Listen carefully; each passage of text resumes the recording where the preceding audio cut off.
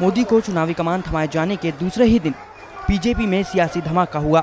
आडवाणी ने पार्टी के सभी पदों से इस्तीफा दे दिया। राष्ट्रीय कार्यकारिणी, संसदीय बोर्ड और इलेक्शन कमेटी से अपने इस्तीफे की चिट्ठी उन्होंने पार्टी अध्यक्ष राजनाथ सिंह को भेज दी। आडवाणी ने कहा, पिछले कुछ दिनों से बीजेपी में जो कुछ भी चल रहा है वो पार्टी की बुनियादी विचारधारा से मेल नहीं खाता, इससे वो आहत हैं। राजनाथ सिंह ने इस्तीफे को नामंजूर तो किया, लेकिन आडवाणी का अटल रुख देखकर बीजेपी नेता उन्हें मनाने में जी जान से जुट गए। मैं जाकर बात करूंगी और अंदर से ये विश्वास लेके जा रही हूँ कि मैं उन्हें मना लूँ। ठीक मैम, उसके बाद आपसे हम मिलकर मना देंगे। आडवाणी के इस्तीफे से ये भी जाहिर हो गया कि पार्टी की राष्ट्रीय कार्यकारिणी में वो सोच समझकर शामिल नहीं हुए थे।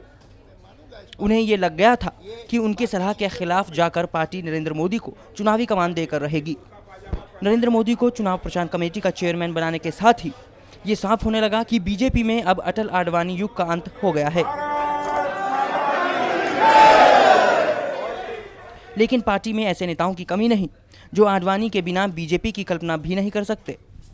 लेकिन मैं रात को ट्रेन से निकलूंगी और मैं सवेरे आडवाणी जी के पास में जरूर पहुंचूंगी और मैं भी कोशिश करूंगी कि मैं आडवाणी जी को कहूं कि हम उनके बिना नहीं रह सकते।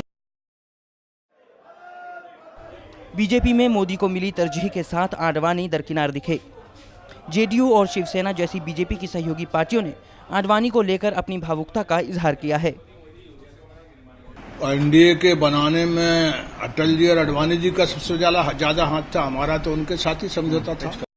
वाजपेयी और आडवाणी के सिवाय भारतीय जनता पार्टी का नेतृत्व और एनडीए का नेतृत्व फीका पड़ जाएगा।